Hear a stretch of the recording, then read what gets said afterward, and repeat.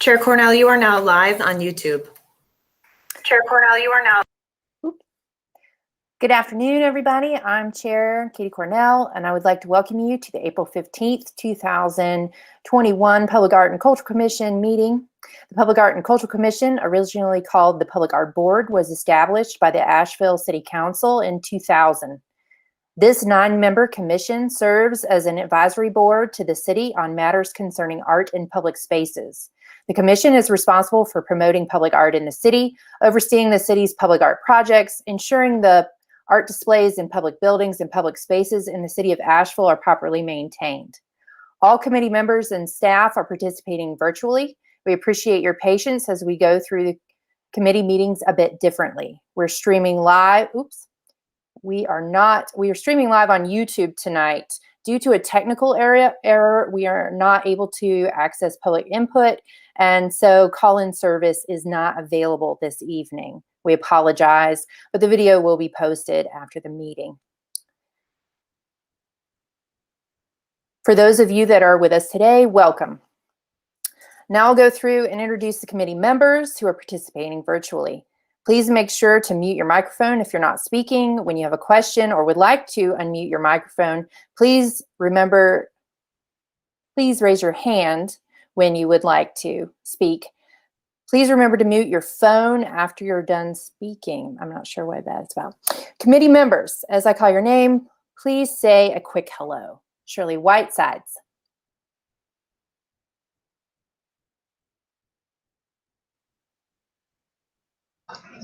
Hello. Allie McGee. Hello. Andrew Fletcher. Hello. Pete Perez. Hello. Joanna Haggerty. Hi there. Constance Richards. Hello. Jasmine Washington. Hello. And Marcia Almodovar. Hi. To help our audience follow along, I will state each section of the agenda aloud and do a vocal roll call vote. Additionally, I will ask committee members to raise your hand to speak. We already covered that. We will now move on to administrative items. The first administrative item is to welcome our new member, Ms. Shirley Whitesides. Shirley served on PAC's Celebrating African Americans Through Public Art Projects leadership team. She also served on the Vance Monument Task Force. Shirley is a retired art teacher teaching more than 30 years in our local public schools and is the founder and director of Delta House Life Development. Welcome, Shirley. Is there anything you'd like to add, Shirley?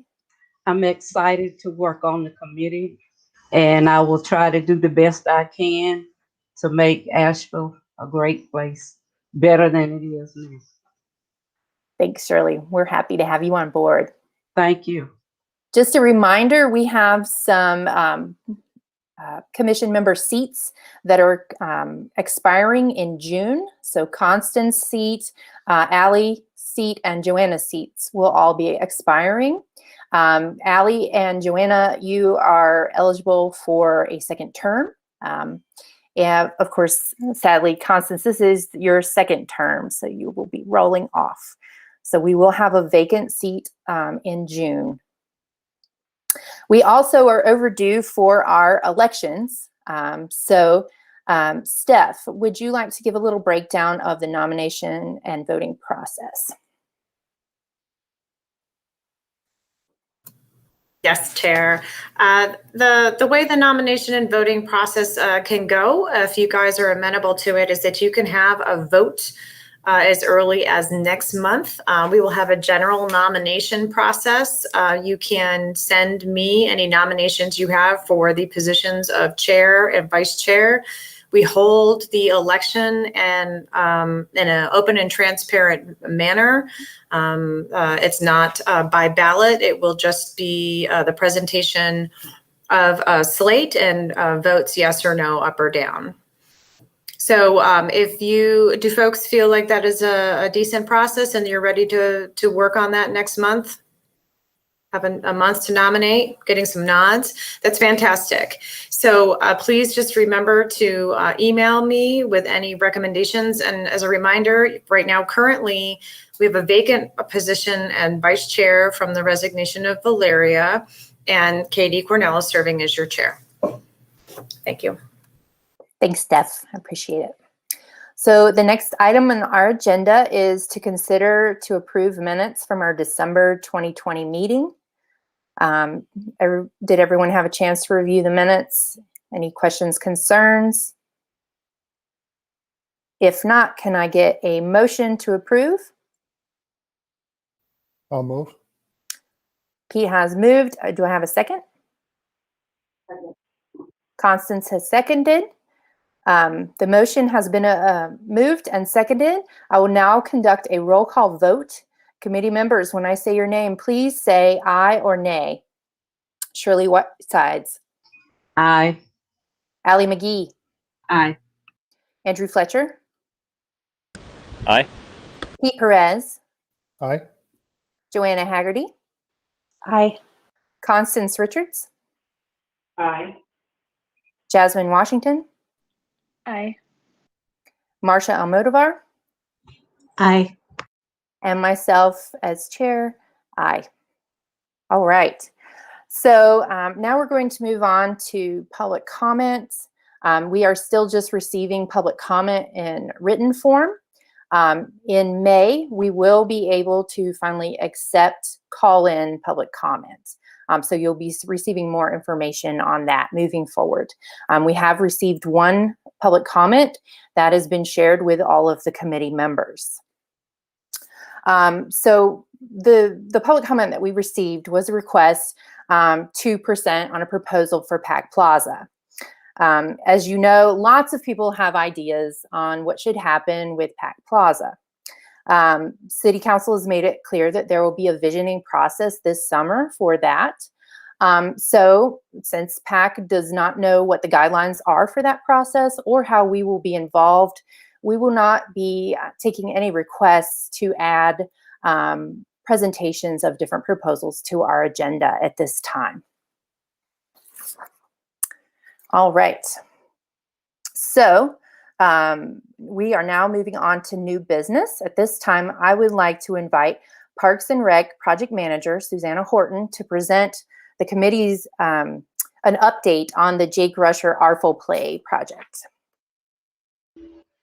Thanks so much, Katie.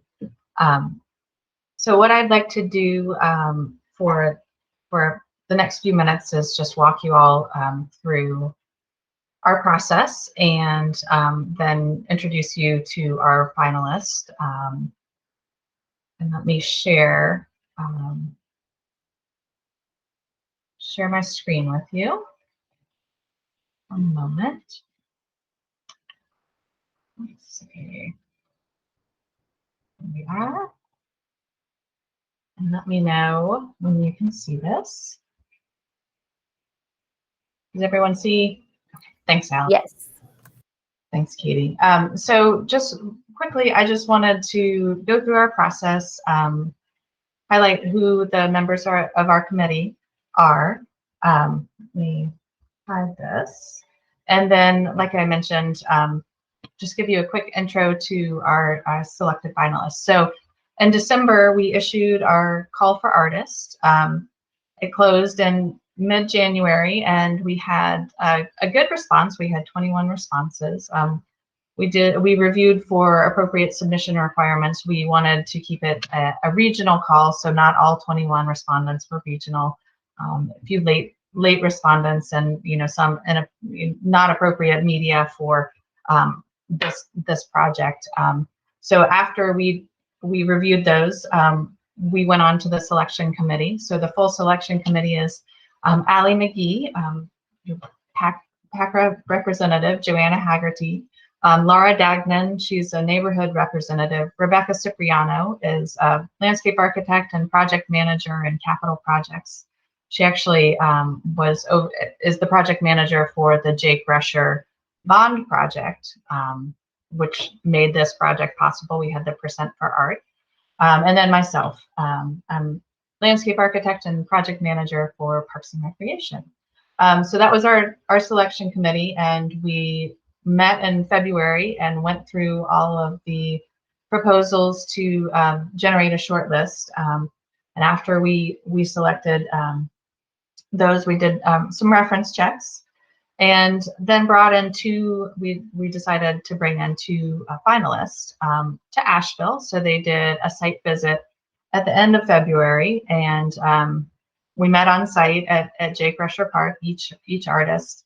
And then, they went back and we had a virtual interview, since that's the picnic shelters were open at that time. And, one of the artists wanted to show a presentation. So, technologically it was a little challenging. So we fell back to the virtual interview. And so just earlier this week, we met again to review the finalists, review the results of the interview, the selection, the site visit. And we had asked each finalist to take about a week, reflect on the site. I know from my past and private practice, you finish up an interview and you're driving back and you're like, oh, I wish I had just said this. So we gave them a little more time to kind of digest, and especially after seeing the site.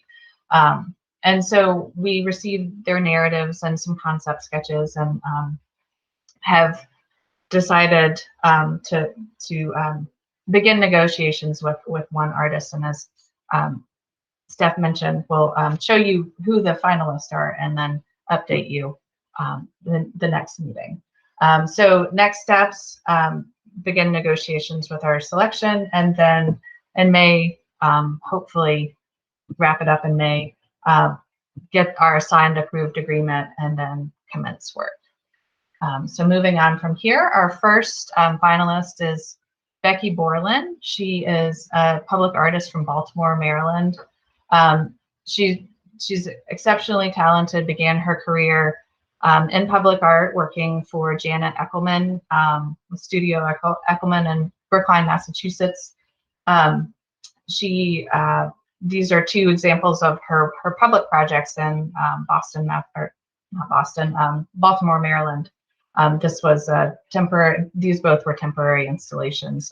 This one, the prisms, was along the river for I think 3 months. This was for an art festival. One thing that we really liked about Becky was, one, her use of color, and two, the scale in which she thinks. She loves thinking on a large scale. Our second artist finalist that we brought in is Karina Sephora. She's an artist from Atlanta, Georgia. She got her BFA from Mass Art, and then moved to Atlanta and began her career in blacksmithing and sculpture.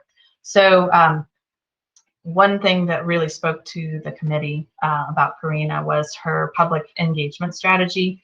She loves doing community workshops, and one of the things that inspired her to submit for this call was the idea that usually with public sculptures, artists are thinking about ways to keep the public from climbing on their sculptures, but she really loved the idea of, like, how do you draw the public onto your sculpture, which is, our intent is a high level of interaction.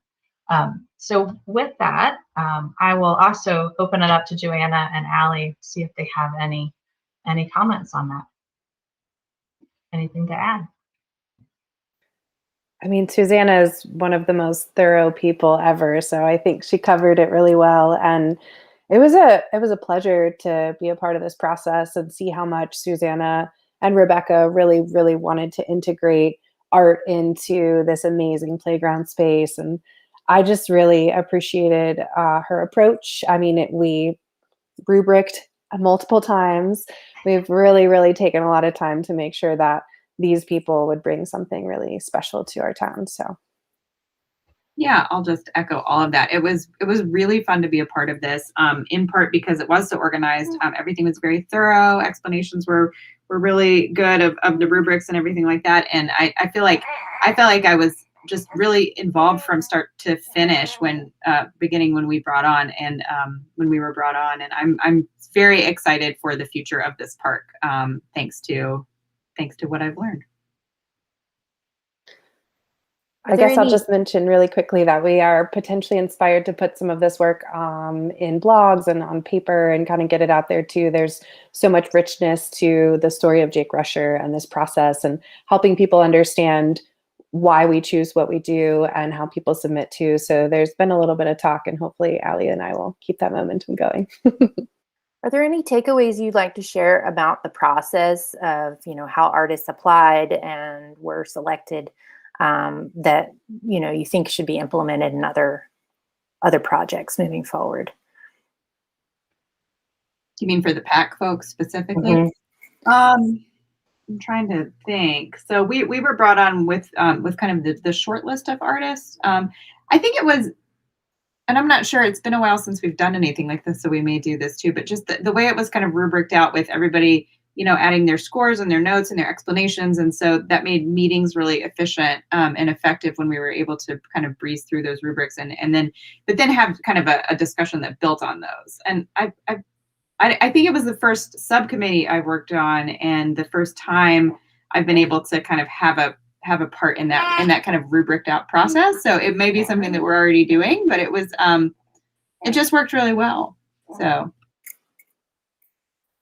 yeah, I think the ability to see all of those steps, and I'd even say if there's a way that we can digest some of those things from those subcommittees a little better into PAC, I'm sure you guys would have liked to see more of that process. But I think from the individual perspective, the committee was so clear, and we always were really aware of what was going on and how things were going to get scheduled, and being involved in all of that makes it easier for us to do our job as PAC members and understand that everybody really cares about this work a lot. So that's awesome. Well, thank you all. That was a great presentation. So our next item on our agenda is to talk about the results of the 2 surveys that we've completed over the last couple months, but to talk about priorities for PAC, as well as talk about the urban trail. So I'm just going to pull this up. Whoops. Sorry, all. Just give me 1 second. Can everybody see my screen?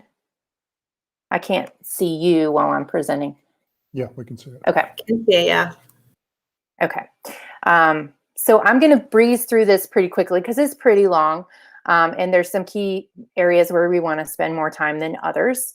But, it was very clear what was important to PAC members was the investment in our community that public art brings, creating a healthy, thriving community, really showing our community values. Also, of course, everybody on PAC thinks that we really need a public art program, but I thought you all had some really strong reasons, which I appreciated. And this presentation is available for people, and it's a link in our agenda. So I'm not going to spend a lot of time on the individual responses, so you're welcome to look through it on your own. I really enjoyed the examples that everybody put in, your different thoughts about things that could be brought in. So I'm just going to flip through those really quick.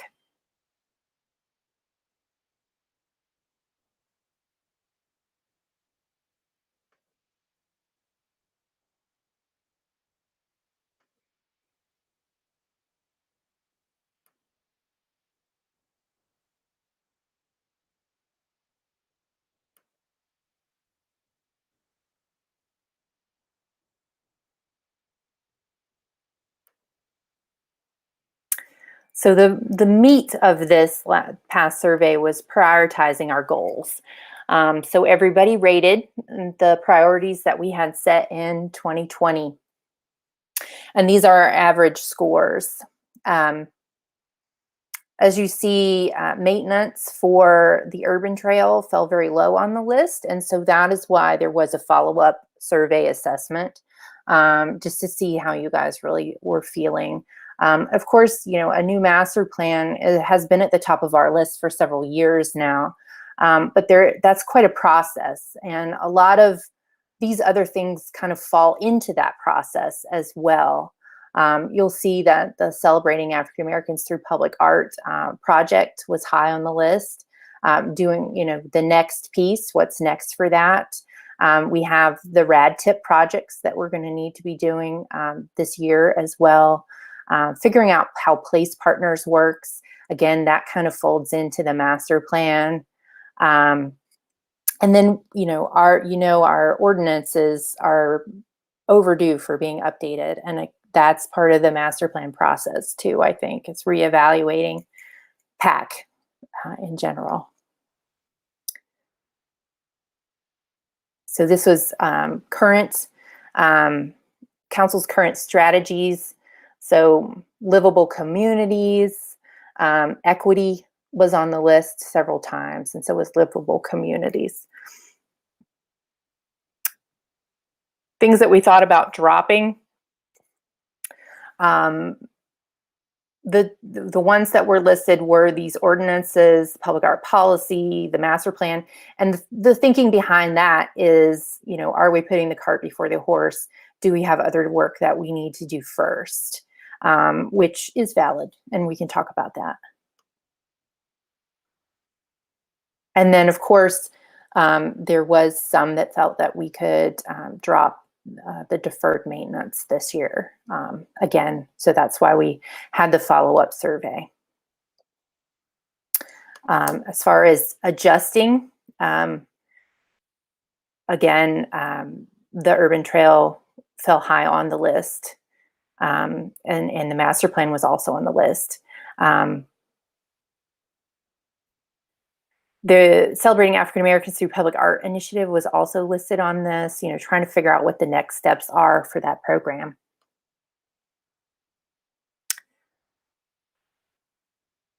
So we also had some other new additional priorities, supporting diverse groups,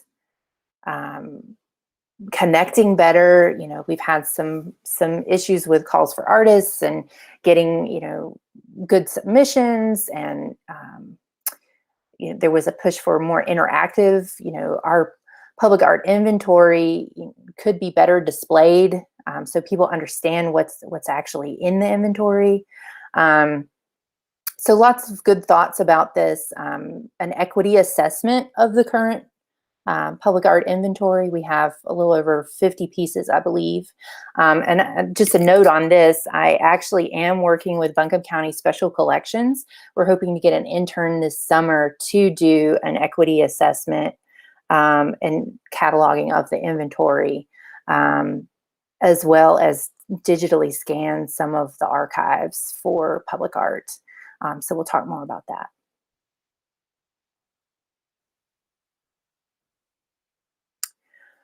So, of course, we have really been hindered by the fact that we have not been able to meet monthly for a long time now. Hopefully, we're back on track and we'll be able to meet now. But this definitely not been ideal and has really delayed a lot of our plans. So I'm looking forward to getting back. Normally, as Joanna said, she would like to have been able to share more during the process with Jake Rusher Park. And normally there would be updates at our monthly meeting. And so getting back to having working subcommittees that are reporting out on a monthly basis to PAC, it's vital as we move forward with our work. And of course, we have to figure out what is the next step for the master plan.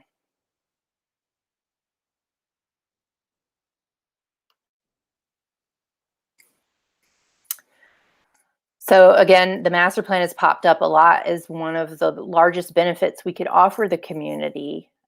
So thinking about that as well, and getting that finally moving along would be good.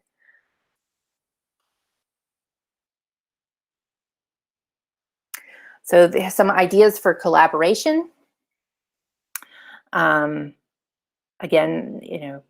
the Tree Commission, Greenway Commission, lots of opportunities for greenways, African American Heritage Commission, Affordable Housing, Downtown Commission, lots of different ideas, and I think they're good ideas, as well as communicating or partnering with members of city council and other counties and other organizations within the city.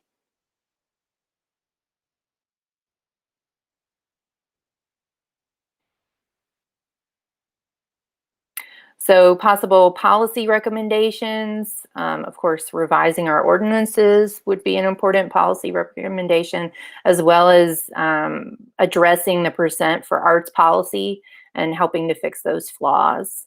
And again, the master plan process. Things we could do to educate the community about public art, improving our outreach. And, you know, again, this interactive database came up. Really having a presence for our public art pieces online.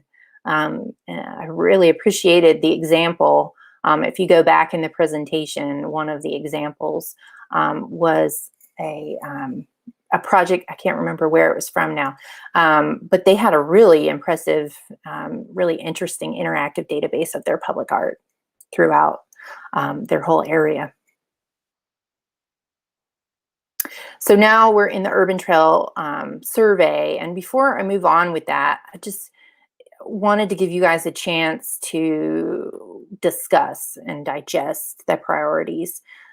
Any thoughts you would like to share about those findings?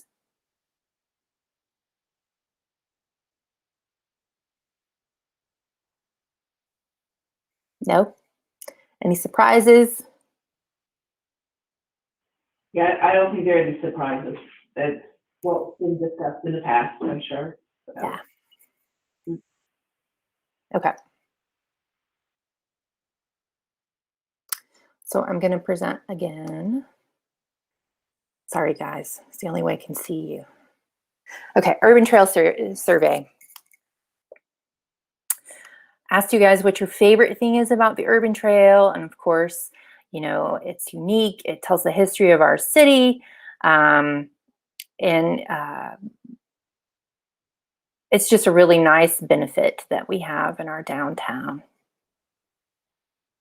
Least favorite things, feeling like there's no central theme to the stories that are being told, that it might be outdated and not tell a completely inclusive story. Inconsistency with the upkeep. A lot of our Urban Trail pieces really need a lot of maintenance. And then, you know, making sure people know about it. A lot of people are not connected with the Urban Trail. So because this rated so low on the priority survey, I wanted to know how you guys felt about the maintenance plan for the Urban Trail. We got 7 responses to the survey. 57% of you said that you wanted to continue with the maintenance plan that we have in place, and 43% said maybe. Nobody said no.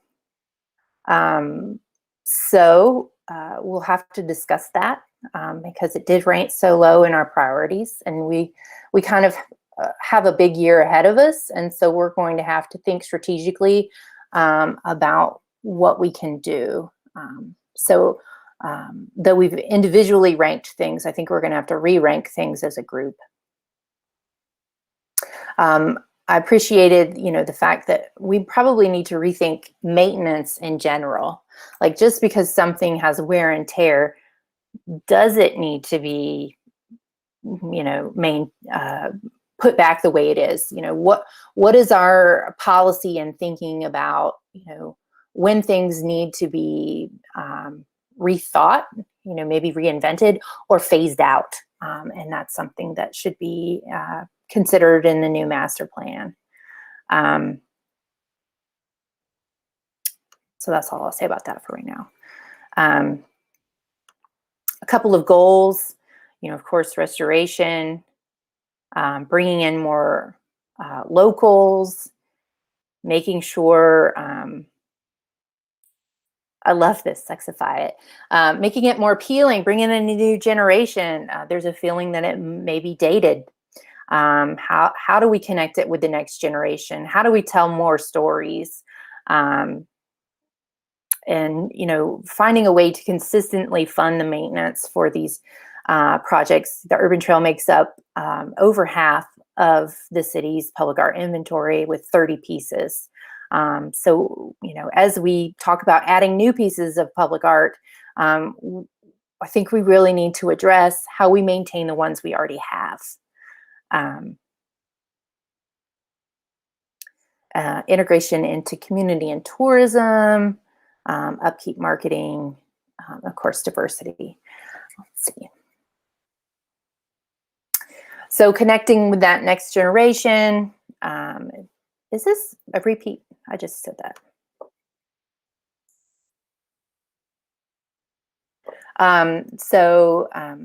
Some strategic, creating connections, strategic pieces in to the current urban trails. So strategic pieces in like AVL Today or with influencers about pieces on the urban trail, materials like a new map, a digital interactive map on with the one on the Explore Asheville site that maybe could have some improvements, activities around that, adapting it into tours that are being done, and adding some new markers. You know, the Urban Trail Committee kind of views the current members of the Urban Trail Subcommittee kind of view it as a done deal, and it's 30 projects, and then and that's it. But there's been some talk about, is it done? Have we told all the stories? You know, do we need to think about evolving some of the pieces or creating some new pieces? So that's something that we should talk about.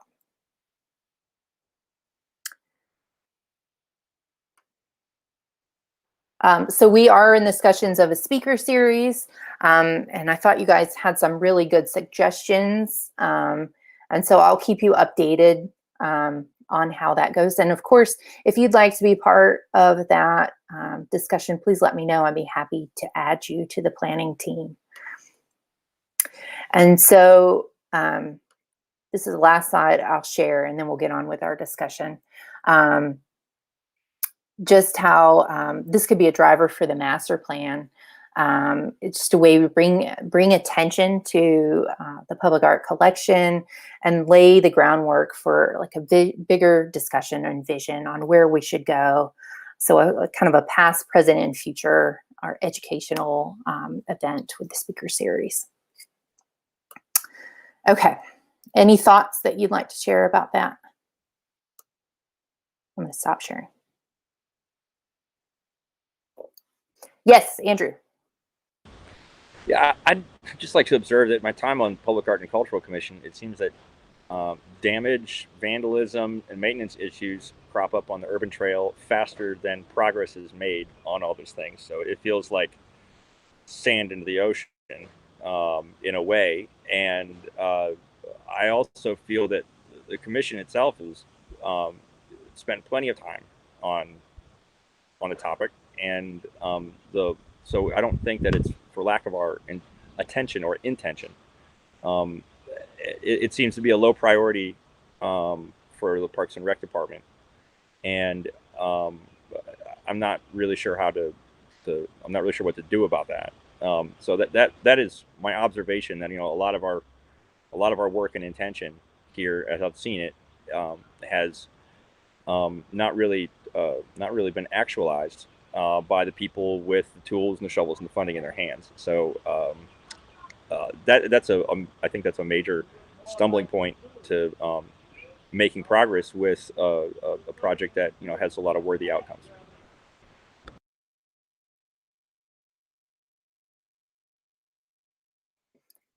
Does anybody else have anything they would like to add? Chair, I wanted to respond just to make sure that folks didn't have some incorrect information. The Parks and Recreation Department gave up maintenance several years ago. The maintenance is me. So that's all me, Andrew. One of my 10 jobs. My apologies. You don't have to apologize. I agree with you. And I think it would be helpful for y'all to know that there's a there's an allocation of $40,000 a year for public art maintenance, and that the urban trail itself has a $250,000 backlog for maintenance right now. So we've had to save over 2 years of public art funds in order just to do what we're doing right now, which is replacing the Art Deco masterpiece S&W mural. So you guys are correct in assessing that it takes up the vast majority of any of the public art funding that we have available to do discretionary projects or maintain other projects or provide interpretation or programming for things like celebrating African Americans through public art. The funds are just not there. And no apologies necessary, Andrew. Yeah, I'll clarify in saying that you have a lot of stuff on your plate, and I know that you're under resourced for something that that is in the center of our attention, and I hope that the resources are attached to you so that you can carry through, because I know you want and you try, but I know that we also need to make sure that our resources are connected to our intentions. Yeah, I would just add too that I think it's going to be important to look at this holistically. I think if you just ask the question, do we want to be able to support the urban trail, everybody would be behind it. But based on our constraints of how much money do we have and what else could we spend it on, it's tough to really get it, for me anyway, to be able to get a clear picture on that without really having a strong look so that we're making real choiceful decisions about what we're doing and what's most important to us. Well, and as I think the committee has said in the past, like, we shouldn't be adding new pieces to the collection unless we can maintain the ones that we already have. And we do need to add new pieces. There, that's the way that the Present for the Arts policy is structured right now. We don't really have a choice. But we also have a responsibility to maintain these pieces. And so, that's one thing that we really need to address with a new master plan, is how are we going to maintain that public art pieces with the funding attached to it. And I think you mentioned before, what is our criteria? What do we mean by maintenance? Do we mean keeping that in flawless shape? Do we mean when something's literally broken, so that we've got consistent criteria about what we mean by maintenance? Because this is a big challenge. Mm-hmm. And I do think we need to look at other models in other cities, because there is a growing trend towards public-private partnerships around the funding of public art. And we might need to set up some kind of structure to allow that to happen in the city as well.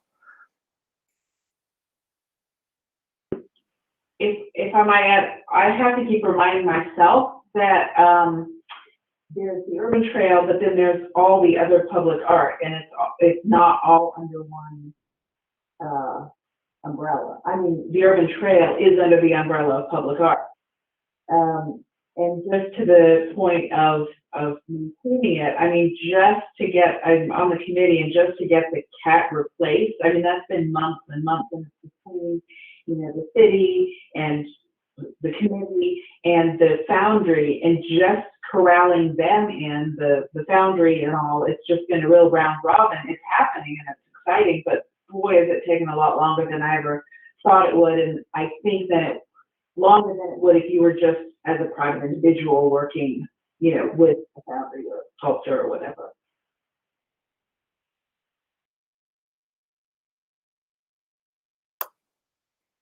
Any other thoughts about the survey results before we move on? I was gonna say, I love some of the ideas around like bringing in other groups, or the library series, like as a way to, instead of adding new pieces, let's add in some new voices, but not through necessarily like a new sculpture. Like let's contextualize these, or let's get some interesting dialogue going around them or something, and involve the community more, which seems like another big goal. So that might be kind of two birds, one stone or something. Yeah, I'm super excited about digitizing the collections that they have. A lot of it's the urban trail, but it's not all just the urban trail. And so being able to find some way to share that as well. There's a lot of unknown stories, hidden histories that I think people would really enjoy knowing around our public art collection. Okay. There's no more discussion. I'm going to move on. Good? Okay. So updates. So Steph, who is the Public Art Program Manager and PAC Staff Liaison, is now going to give the Commission updates on several of our current public art projects. Thank you, Katie. I did request an update on Art in Transit, and my I did not get an update, so I will send you guys what I hear from staff. And mostly what I asked is everything going okay? Installation went well. Are there any reactions to the work? Which I think is probably what most people are interested in, is how is the public receiving it? For the City Hall elevator projects, they have been shooting. They've completed shooting B-roll of the elevators and the motor room equipment. Now they're moving into shooting video for interviews. They'll move into post-production towards a first draft edit after that. And just as a reminder, that is the component that is associated with the City Hall elevator replacement project. And Manny Figueroa is working as the videographer with that group. Oh, this one's a big one. So we're going to go into River Arts District Transportation Improvement Project Celebration. So we've worked with the community really for over a decade, as you know. Many of you have been involved in certain ways, either with the city or with Riverlink or doing arts with the River Arts District. And we've implemented the Wilma Dykeman Riverway Master Plan with several different projects. And the signature project, the RAD tip, is closing out, and we still have money to complete the public art component. So that's been on pause since last year. And it was at our last December meeting that you all approved the thematic concepts for the next 3 projects. So what I wanted to share with you, well, I probably want to share a few things, is that next week on Friday at noon, we're having an online via Remo, which is what Leadership Asheville uses for their Buzz Breakfast celebration. It's a get together. We'll have the mayor and other folks from the community providing testimonials. Jim Stokely is going to talk a bit about who Wilma Dykeman was and what he thinks about and what Jim thinks that his mom may have thought about the project. We have some special guest musicians doing a few numbers, which is going to be fun. So I think if you have time, come and participate for that, for sure. And there are probably over right now 20 different events, some on special days, some ongoing, that are happening throughout the district. Cool things like free mini art galleries that RADA is putting on. There's 4 that will be on the Greenway and a couple in the art district proper across the tracks. And they'll be replenished every Friday. People can go down there and get themselves a little piece of free art. They'll get attached to that artist via QR code, etc. Another thing that's exciting is that I'm working with a man named Eric Feinstein, who is the owner of an app called Otocast, and they do mobile art guides. So this may play into the urban trail a little bit someday. He does mobile art guides, and we are going to do our first mobile art guide with him that will be public art in the RAD that is visible from the RAD tip area. So there'll probably be around 20 stations on the mobile app. You can go ahead and download it now, the Otocast thing. And you can also look at some of their other guides. They're awesome. So each one of the locations is actually going to have an interview with either the artist or the artist's next of kin or someone special that's associated with that person. And there'll be a photograph, and we even are going to have a station or 2 where there isn't anything right now, but we want people to know that this is where we are going to be doing some work in the future. So that's a really, I think, a good tool for us to all, I want your feedback, but for all of us to talk about moving forward. He's a very easy vendor and company to work with. So as we need to be flexible, I know that in the coming years, he can flex with us. We can grow that contract or what have you. Wanted to let you know about that. On May 20th is the 101st anniversary of Wilma Dykeman's birthday. So, you know, the new Greenway is named after Wilma Dykeman, and it's, you know, officially being dedicated next Thursday. So on that date, which is actually the date of your next regularly scheduled PAC meeting from 4 to 6 p.m., there's going to be a party. And so we'll be having a variety of activities take place. One of those things is going to be that if you wear a shade of purple, hopefully deep purple, which was her favorite color, and I think we should all get somebody to come play Smoke on the Water, Andrew. We are going to give out free cupcakes, and I said if you have purple hair, we're going to give you 2 free cupcakes. So what I'd like to invite you to think about is is that we could potentially reschedule your meeting, and you all could potentially attend. We could use that time as well to possibly go to the 3 locations for the next River Arts District public art projects and look at those as a team. If we do this, I would be inviting a member of the media so that the meeting could be transparent. It would not be a regular meeting because we are not going to discuss or deliberate any business. So while we would go to these sites, the point is that you need to make sure that the public has the opportunity to weigh in anything that you're thinking about that looks like a decision. That's what deliberation means. But we can visit the sites, and then the goal would be to be informed.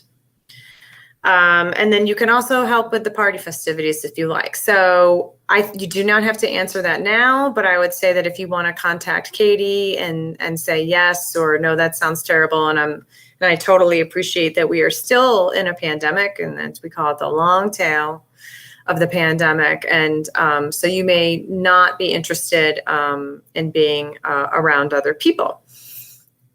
If we do go out, we will all wear masks, and we will all use COVID safety guidelines.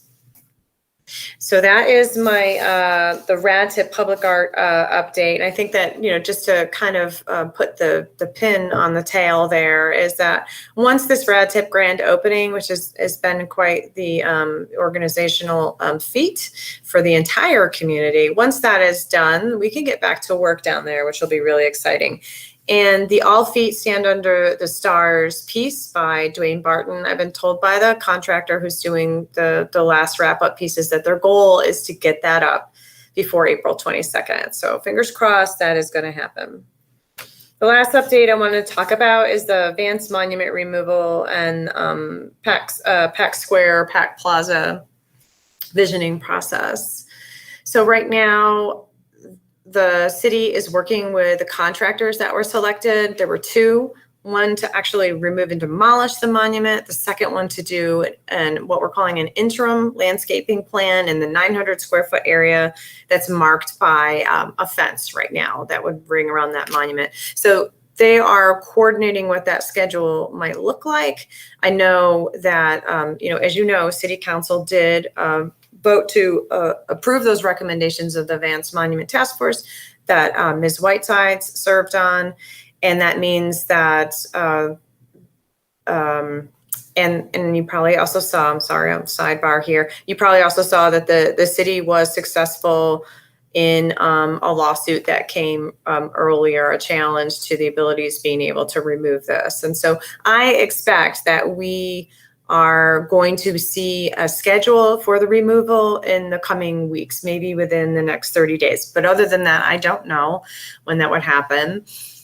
The next steps would be to work with different focus groups in the community to talk about what the hiring of a qualified group of facilitators, community engagers, or an urban design and planning team looks like. So we don't want to just go out to community. Once we have someone on board, we actually want to talk to community and get a better understanding of what they're looking for as teammates on the front end. Then we will release a request for qualifications and proposals and it probably will just be a request for proposals, honestly, and for a team that can help us all work through a larger process of considering how that space should perform and what the uses should be, what our experiences should be, once that monument comes down. We are not aiming to have, at the end of that process, a design for what should happen next. What we are aiming to have is a vision document that allows us to go out for a next step, which would be to design a future plaza area that aligns with the community's interests. Does that make sense? It's very similar, and not exactly, but it's very similar in concept to how the Haywood and Page process was done, which is the visioning first and the community consensus building first around what should happen. And then the secondary part being like coming up with an actual design.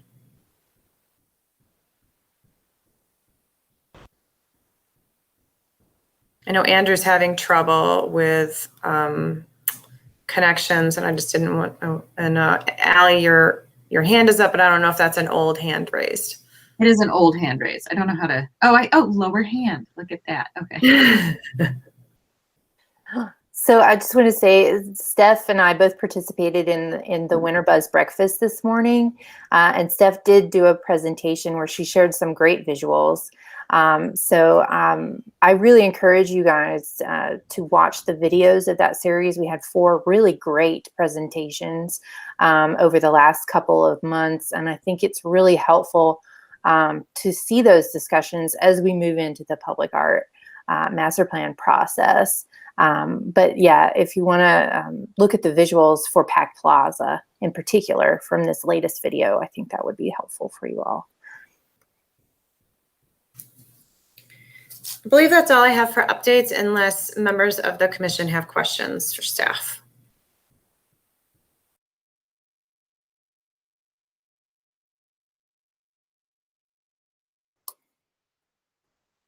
I think that's good. So Steph, just for everybody's clarification, the date of the event that would cause us to postpone our meeting is what again?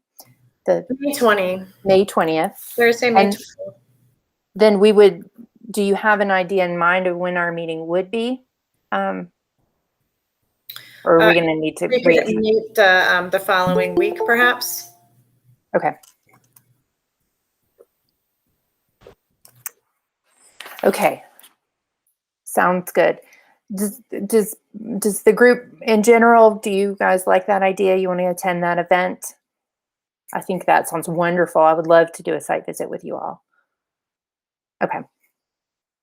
Sounds good. That will be our plan. And just a reminder to send your nominations to Steph for the chair position and the vice chair position. We will address that at our next meeting. If there's not any further comments, I'll go ahead and adjourn. Anybody else have anything you want to share? Okay. I will now adjourn the meeting unless any objections. So adjourned. Live streaming can turn off. Thank you, everyone. Thank you. Good to see everybody.